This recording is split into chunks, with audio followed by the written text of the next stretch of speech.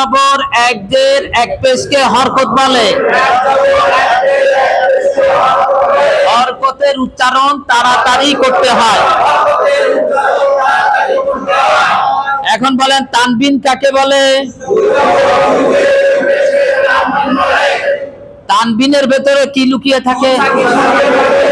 তানবিনের উচ্চারণও তাড়াতাড়ি। আমি সবার উদ্দেশ্যে একটা কথা বলি, আমাদের কোরআন শরীফ পড়ার এক নাম্বার ভুল বলছিলাম, আমরা হরকতকে টানতে থাকি। হরকতকে টানতে থাকি। বাদাবর বা, বাদাবর বা। এখন বা বা বা বা হবে বাবা। দাল যাবত না, দাল জের দিকে হয়। আর একটা বলি, তাহলে আমরা হরকতকে টেনে পড়বো না, তাড়াতাড়ি পড়বো। ঠিক আছে না? ফর্মুলা একটা জানি তো আমরা সবাই। 2 নাম্বার ফর্মুলা হলো, আমি পড়া নিতে গিয়ে অনেকের দেখতেছি যে কথা আমি বলি, যেহেতু পূর্বের অভ্যাসটা চলে আসে, বলি এক একটা মিলাবেন, এক একটা মিলাবেন। হামজা জবর হা, জবর দাল জবর কি হইলো? হামজা জবর আ। আ কি বলছি মেমোরিতে রাখো। আ কি বলছি? হা জবর হা কি হইলো? আর সাথে হা যোগ করেন, কি হইলো? আহা আহা আহা আহা। দাল জবর দা কি হইলো? আহাদা আহাদা। কিন্তু এই রকম বানান করব না, হামজা জবর হা জবর হা, দাল জবর দা। দেখা যায় আহাদি আহাদু আহাদি, এরকম একটা না, এক একটা মিলাবো। ঠিক আছে না? বাচ্চাদের কেমনে শিখাই, আবার ভাইবে না আমাদের বাচ্চা বানাই দিচ্ছে, এরকম না। সরে আ, মায়াকারে মা আমা, দয়ে কারে দে আমাদে, আমাদের আর র আমাদের, আমাদের পড়াই না বাচ্চাদের। এখন যদি বাচ্চারা একসাথে শুরু করে না, আমাকে মা দেখে ও কি যে কবে আল্লাহ জানে। ঠিক আছে না? তো আমরা কোরআন শরীফে যেখানেই বললাম, সবচেয়ে বড় মানে গাফলাত হলো আমাদের কোরআন শিক্ষার শুদ্ধ করা। আমরা বানান করতে চাই না, আমরা বানান করতে চাই না ভাই। শুদ্ধ করতে গেলে আপনারা তো এই বলতেছেন, আমরা যখন মুআল্লিম ট্রেনিং নিতে গেছি, ওখানে হাফেজ, মাওলানা, মুফতি সবার এভাবে বানান করে করে করে করে প্রত্যেকটা হরফ বানান করে করে সেখানে পরীক্ষা দিয়ে পাশ করে আসতেছে। ব্যাপারটা বুঝতে পারছেন আমার কথা? হাফেজ, মাওলানা, মুফতি বলতেছি যে, বুঝছেন আমার কথা? আমাদের ব্যাচে প্রায় এরকম 50-60 জনের মতো উপরে ছিল লোক, তার চেয়ে বেশি ছিল মনে হয়। যাই হোক, আমরা একটা মানে একটা হল রুমে পরীক্ষা দিছি, তারও বেশি ছিল, ও বেশি হবে, 100-র মতো হবে। একটা বিশাল একটা হল রুম ছিল। অর্থাৎ আপনারা পল্টনে দেখবেন একটা কমিউনিটি সেন্টার আছে না, ওই কমিউনিটি সেন্টারটা ভাড়া নিয়ে আমাদের ওখানে ট্রেনিং হয়েছিল। ব্যাপারটা বুঝতে পারছেন? তো আপনাদের বলি, আপনারা বানান করবেন, যেখানে ঠিকা যাবেন বানান করবেন, আর জিন্দেগিতে ভুলাবেন। আমরা সিলেবাস ভাগ করে বাচ্চাদের শিখাইছি না? হ্যাঁ, আমরা সিলেবাস রেস পন সি বি লি টিস, তাই না? এরকম পড়ছে, রেস পন সি বি লি টিস। দেন কতগুলো সিলেবাস, কতগুলো সিলেবাস, যত বড় হোক না কেন, আপনি যদি সিলেবাস ভাগ করে করে যদি পড়েন, যে কোনো শব্দ উচ্চারণ করতে সমস্যা হবে। ইংরেজিতে পড়ছেন না আপনারা? ও ভাই, ইংরেজি তো পড়ছেন ভালো করে, এখন আরবিটা তো আরবির মতো আমাকে শিখতে হবে সেইভাবে। আমি কি বুঝাইতে পারছি আপনাদের? যেখানেই ঠেকবেন বানানের আশ্রয় নিতে হবে, বানানটা করতে হবে একটা একটা যোগ কর। আমি কি বুঝাইতে পারছি? আমরা সবকিছু করি কিন্তু বানান করতে চাই না, বানান করতে চাই না, এই জিনিসটা চলবে না। ঠিক আছে? আমাদের বানান করে করে একটা একটা একটা একটা একটা করে করে আমাদের শিখতে হবে। ঠিক আছে? তাহলে আমরা হরকতের ব্যবহার কিছুটা শিখলাম, আরো সামনে আসতেছে। এখন একটু যোগ হবে, সেটা তানবিন। কি হবে? তানবিন কাকে বলে? আরেকবার বলেন। সবাই একটু খেয়াল করেন, বহুত আলোচনা হয়েছে তানবিন নিয়ে, হয়েছে না? হ্যাঁ, তাহলে 2 জবর 2 দিয়ে 2 পেশকে তানবিন। তানবিনের ভেতরে একটা নুন সাকিন লুকিয়ে থাকে, তাহলে 2 জবর, তাহলে হামজা 2 জবর আন, তবে 2 জবরের সাথে একটা খালি আলিফ থাকে। কি থাকে? এটা আরবি ভাষার লেখার রীতি। এটা কি আরবি ভাষার লেখার রীতি? আরবি ভাষার লেখার রীতি। যেমন আমি বা আলিফ 2 জবর বান, বা আলিফ 2 জবর বান, বান যদি বলি বান হবে হবে না। আবার এই বানুন জবর কি হয়? বানুন জবর, এটা কোনো পার্থক্য আছে? এটা একই জিনিস, আকৃতিগত পার্থক্য থাকলে উচ্চারণগত কোনো পার্থক্য নাই, কারণ তানবিন আছে যেখানে, নুন সাকিন আছে সেখানে। বা আলিফ দুই জবর বান। এইবার বার করেন এই পৃষ্ঠাটা, পরের পৃষ্ঠা যেটা পড়ছেন তার পরের পৃষ্ঠা। পৃষ্ঠা বন্ধ করবেন না, পৃষ্ঠা রাখবেন। আছে পাইছে? কয় নম্বর পৃষ্ঠা? 9 নম্বর। হ্যাঁ, হামজা দুই জবর আন, বা আলিফ দুই জবর বান। আমি বলেছি দুই জবরে দম ফেলিলে এক জবর বাদ দিয়ে এক আলিফ টানতে হয়। এই নিয়ম পড়ানো হয়েছে। এখন শব্দটা আছে বান, এখন অক্ষ করলে কি হবে? এখন অক্ষ করলে কি হবে? বা। তাহলে বান অক্ষ করলে কি হবে? তা আলিফ দুই জবর তান। অক্ষ করিলে, অক্ষ করিলে সা আলিফ দুই জবর সান। অক্ষ করিলে, সাথে অক্ষর নিয়মটা আমরা শিখে গেলাম। অর্থাৎ আমি যেখানে অক্ষ করব সেখানে যদি সা আলিফ দুই জবর সান পাই তখন কি বলে অক্ষ করব? এই জিনিসটাই বুঝাতে চাইছি। ব্যাপারটা বুঝতে পারছেন? এখানে তো অক্ষর চিহ্ন নাই, আছে? যদি থাকে অক্ষের সময় এইটা, তাহলে আমি এভাবে পড়বো। জিম আলিফ দুই জবর জান। অক্ষ করিলে হা আলিফ দুই জবর হান। অক্ষ করিলে খ আলিফ দুই জবর খন। অক্ষ করিলে দাল আলিফ দুই জবর দান। অক্ষ করিলে জাল আলিফ দুই জবর জান। অক্ষ করিলে র আলিফ দুই জবর রান। অক্ষ করিলে সা আলিফ দুই জবর জান। অক্ষ করিলে সিন আলিফ দুই জবর সান। অক্ষ করিলে শিন আলিফ দুই জবর শান।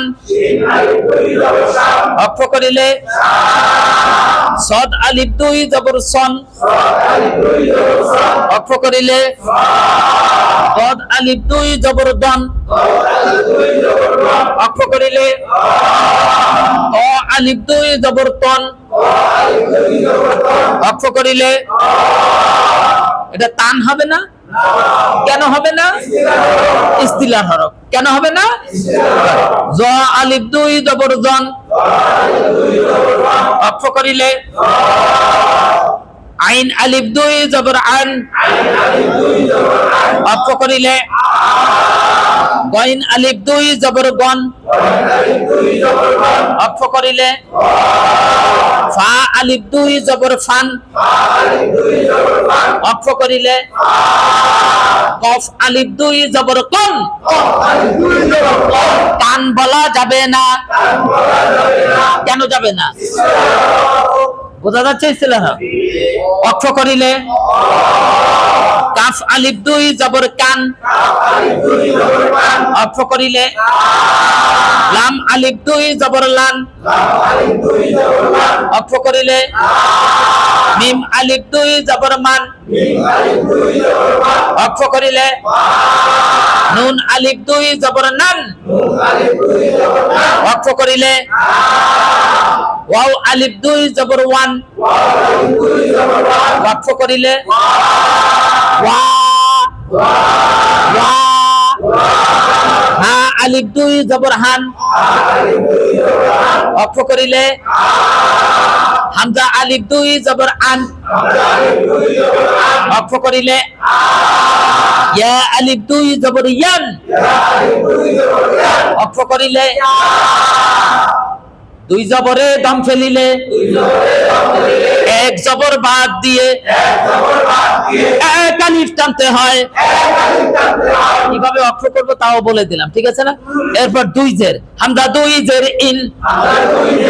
বা দুই জের বিন তা দুই জের তিন সা দুই জের সিন জিম দুই জের জিন হা দুই জের হিন খ দুই জের খিন দাল দুই জের দিন রাল দুই জের দিন র দুই জের রিন ঝা দুই জের জিন সিন দুই জের সিন শিন দুই জের শিন সদ দুই জের সিন দদ দুই জের দিন ত দুই জের তিন জ দুই জের দিন আইন দুই জের আইন গইন দুই জের গিন ফা দুই জের ফিন কফ দুই জের কিন কাফ দুই জের কিন লাম দুই জের লিন মিম দুই জের মিন নুন দুই জের নিন ওয়াও দুই জের উইন হা দুই জের হিন হামজা দুই জের ইন ইয়া দুই জের ইন ইয়া দুই জের ইন কি এই এক পৃষ্ঠা দেব এই এক পৃষ্ঠা থাকলো পারবো না আমরা ইনশাআল্লাহ একটু দেখবো ভাই নিজের একটু সময় দেন যে বেশি সময় দিতে পারবেন সে গেইনার হবেন সে কি গেইনার হবেন এখন একটা কথা বলি আমরা একটা শব্দ লিখছিলাম হামজা জবর হা জবর আহা দাল জবর কি ছিল এখন এখানে কি দিলাম এখন সাথে একটা কি লাগবে হ্যাঁ সাথে একটা আলিফ দিলে কি হলো আহাদান আহাদান আহাদান ওই যে হরকতের সাথে এখন অল্প অল্প করে তানবিন যোগাবে কখনো হরকত আসবে কখনো তানবিন আসবে কখনো সাকিন আসবে কখনো তাজদিদ আসবে এভাবে করে করে কিন্তু আমরা আগাচ্ছি এগুলো কিন্তু পুরনো পড়া এগুলো পড়ায় গেছি না বলে আবার পড়া রিপিটে আসছে কিনা আবার আসছে কিনা এগুলো পড়ায় গেছি না ভাই গেছি না এবার আপনাদের কাছ থেকে শুনতেছি কেন শুনতেছি যে আপনাদের থেকে তো ফিডব্যাক নেওয়া দরকার ঠিক আছে না তবে এখন যদি আমি নিজের থেকে সময় না দিই বলতে পারবো একটু সময় দেন তাহলে আহাদান আহাদান হামজা জবর আ জবর হা আহা আহা দাল আলিফ দুই জবর দান কি হইল আহাদান আহাদান আহাদান আহাদান আহাদান এখন কি চিহ্ন এখন অক্ষ করলে কি বলবেন আহাদা ওই যে শিখছেন না দাল আলিফ দুই জবর দান অক্ষ করিলে দা এখন কি বলবো এটা বলে এখন কি ফর্মুলা মিলতেছে সত্যি মিলতেছে হ্যাঁ ফর্মুলা মিলতেছে না বাস মাশাআল্লাহ এইগুলা আমাদের এখন একটা কথা বলি ওই দিন পড়াইছিলাম কি মাদ না মাদ মানে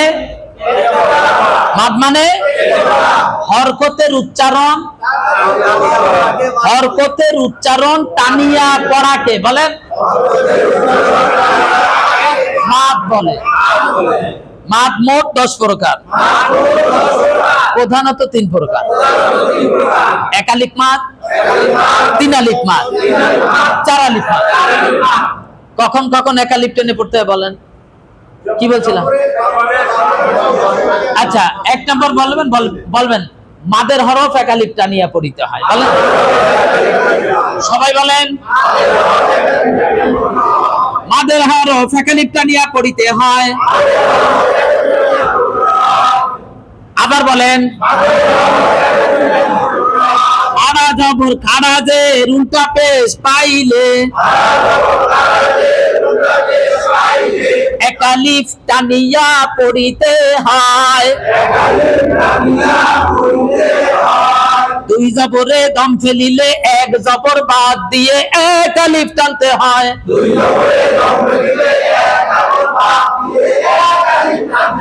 দুই জবরে দম ফেলিলে এক জবর বাদ দিয়ে এক আলিফ টানতে হয়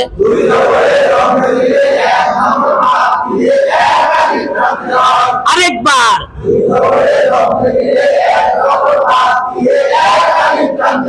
লিনের হরফের পরের হরফে অক্ষ করিলে একালিপ টানিয়া পড়িতে হয়।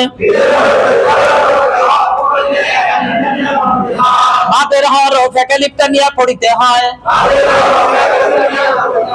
খাড়া জবর খারাজের উল্টা পেশ পাইলে একালিফ টানিয়া পড়িতে হয়। লিনের হরফের পরের হরফে অক্ষ করিলে একালিপ টানিয়া পড়িতে হয়। এই চারটা নিয়ম মুখস্থ করবেন। চারটা মুখস্থ হলে সামনে আরো বাড়াবো, ঠিক আছে? আচ্ছা গেল। এখন আসেন কখন তিন আলিফ টানবো। কখন তিন আলিফ টানবো? মাদের হরফের পরের হরফে অক্ষ করিলে তিন আলিফ টানিয়া পড়িতে হয়। আরেকবার বলেন। মাদের হরফের তিনটা রূপ, সংক্ষিপ্ত রূপ তিনটা, মোট 6টা, ঠিক আছে না? তাহলে মাদের হরফের পরের হরফে অক্ষ করিলে একালিপ তিন আলিফ টানিয়া পড়িতে হয়। আরেকবার। মাদের হরফের উপরে চিকন চিহ্ন পাইলে তিন আলিফ টানিয়া পড়িতে হয়। কি চিহ্ন? চিকন চিহ্ন কয় আলিফ? চিকন চিহ্ন কয় আলিফ? আর মোটা চিহ্ন কয় আলিফ? মোটা চিহ্ন কয় আলিফ? মোটা চিহ্ন, মোটা চিহ্ন। ক্লিয়ার হয়েছেন আপনারা? ঠিক আছে না? এই হলো মাদের কথা, এই শেষ, আর নাই। এক আলিফ, তিন আলিফ, চার আলিফ। হ্যাঁ বলেন। হ্যাঁ শব্দ লেখা। হ্যাঁ একজনে বললেন শব্দ লেখেন। জিম আলিফ জবর কয় আলিফ টানবেন? এটা কি? এটা হলো হামজা। কি? হামজা একটা অ্যাঙ্গেল হবে। হ্যাঁ হামজা জবর আ। আচ্ছা দেখেন তো, আপনাদের একটা ফর্মুলা বলছিলাম, মনে আসে কিনা? চার আলিফ হতে গেলে তিনটা আলামত লাগবে। কয়টা? কয়টা আলামত? কয়টা? মাদের হরফের পরে গোল হামজা থাকতে হবে, এক নাম্বার, অথবা সাকিন অথবা তাসদিদ। কি কি বলেন? চার আলিফ হতে গেলে, চার আলিফ হতে গেলে কি কি বলছিলাম? কয়টা আলামত? তিনটা আলামত লাগবে। কয়টা আলামত লাগবে? কয়টা? কি কি বলেন? এক নম্বরে গোল হামজা। আচ্ছা গোল হামজা নাই, কি থাক দেখবো? সাকিন। সাকিন নাই, দেখবো কি? তাসদিদ। তিনটার যে কোনো একটা যদি আসে তখন সেটা হয়ে যায় আলিফ যা।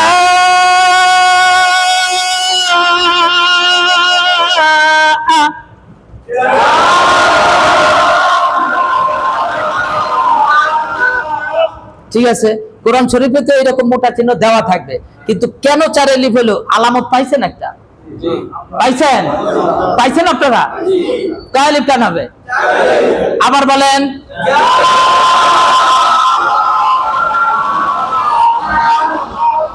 এই মাদের অধ্যায়টুকু কি ভালো করে বুঝছেন?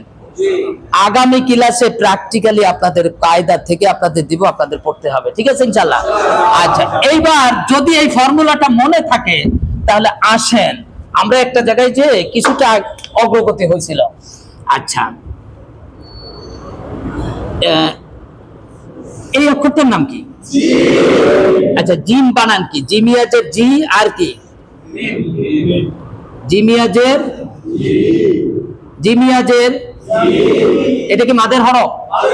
মাদের হরফ কিনা বলেন? জিমিয়াজের, জিমিয়াজের, এটা মাদের হরফ না? আচ্ছা এরপরে মিমের উপর কি দিলাম? সাকিন দিলাম। কি দিলাম? কি দিলাম?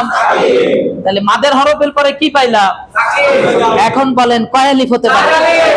কয় আলিফ হতে পারে? কি আলামত পাইলাম? মাদের হরফের পরে কি আছে? এখন জিম অক্ষরটা কয় আলিফ টানতে হয়? কয় আলিফ? তাহলে কয় আলিফের চিহ্ন দিলাম? জিম।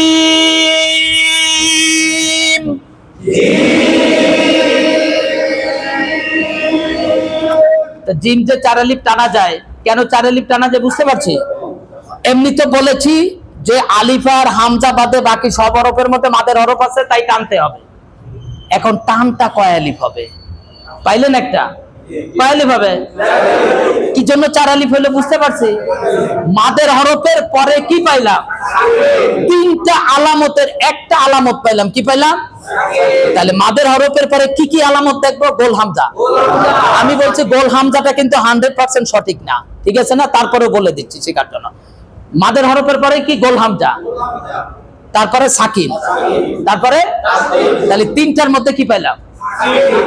ঠিক আছে, পাইছি তো? হ্যাঁ, এখন যদি বলি এটার নাম কি? এটা হ্যাঁ, এটা কি? এখন হ্যাঁ আলিফ জবর, এখানে কয় আলিফ হবে বলেন? এরপরে আর কিছু আছে? বলেন আর কিছু আছে? তাহলে এখানে কয় আলিফ টানবে? তাহলে হ্যাঁ অক্ষরটা কয় আলিফ টানতে হয়? আমি কি বুঝাইতে পারছি? বর্ণ হিসাবে, বর্ণ হিসাবে। তাহলে প্রত্যেকটা হরফ এইভাবে যদি আমরা বানান করি তাহলে দেখবেন এর প্রত্যেকটা যুক্তি আছে, প্রত্যেকটার পিছনে অঙ্কের মতো ফর্মুলা আছে, যুক্তি আছে। আচ্ছা, এইটা কি লিখলাম? এইটা কি? তাহলে লাম আলিফ জবর, এটা কিসের হরফ? কোনটা আসছে বলেন? জবরের বাম পাশে, জবরের বাম পাশে প্রথমটা আসছে, তাই তো? এটা তো চিনতে কারোর অসুবিধা নাই। এই বিমের উপর কি দিলাম? কি দিলাম? সাকিন। তাহলে মাদের হরফের পরে 3টা আলামতের কোনটা পাইলাম? সাকিন পাইছি। এখন বলেন এই লামটা আপনারা কোন চিহ্ন ছাড়া কয় আলিফ টানবেন? এখন যদি প্রশ্ন করা হয় কেন 4 আলিফ টানবেন? মাদের হরফের পরে কি আসছে? মাদের হরফের পরে সাকিন আসছে। ব্যাপারটা বুঝতে পারছেন? মাদের হরফের পরে সাকিন আসছে, তাহলে এখানে কয় আলিফের চিহ্ন আমরা দিতে পারি? তাহলে আলিফ লাম মিম দেখবেন যে লামের উপর 4 আলিফ টানার চিহ্ন আছে। এত ডিপলি চিন্তা করার দরকার নেই, আপনাদের শুধু যুক্তি বুঝাই দিচ্ছি যে কেন হচ্ছে। অনেকের প্রশ্ন, এগুলো আপনাদের অনেক না শিখলেও কোনো সমস্যা নেই, কিন্তু বুঝাই দিলাম যে কেন 4 আলিফ হয়। এর একটা যৌক্তিকতা আছে না? প্রত্যেক এমনি এমনি কি আল্লাহ বানাইছে কোরআন শরীফ? না, প্রত্যেকটা আল্লাহ তাআলা প্রত্যেকটা হরফ আল্লাহ তাআলা যুক্তি সহকারে বানায়, কিন্তু আমরা যুক্তি খুঁজি না। আমরা তো ইংরেজির পিছনে ঘুরি। হ্যাঁ, একটু ইংরেজি বলতে পারলে কি যে লাফালাফি করে, ওরে বাবা ফালাফালি করে, অথচ সূরা ফাতিহাই পড়তে পারে না। ঠিক আছে না? সূরা ফাতিহাই পড়তে পারে না। লাম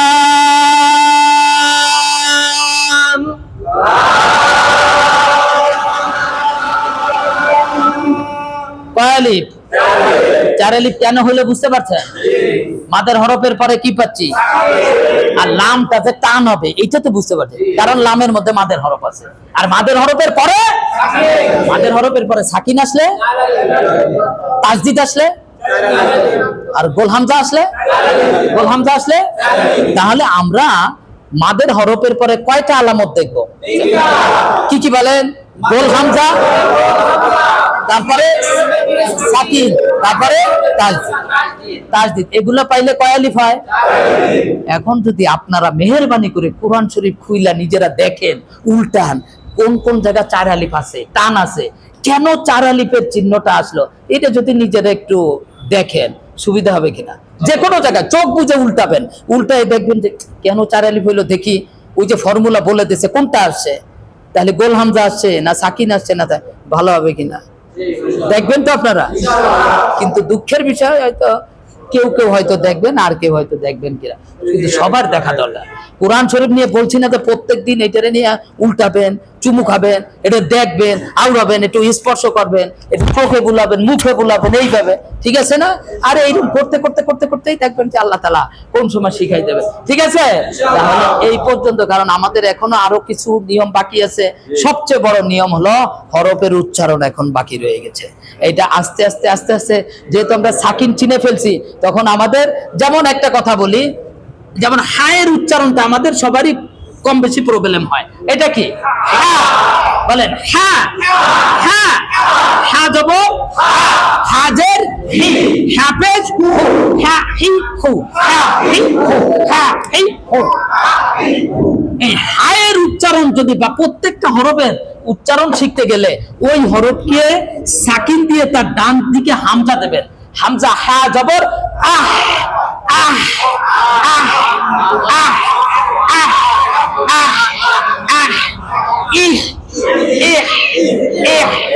ইহ ইহ ওহ ওহ ওহ আহ ইহ ওহ। এইভাবে যখন আপনারা প্র্যাকটিস করবেন হরফের উচ্চারণ চলে আসবে।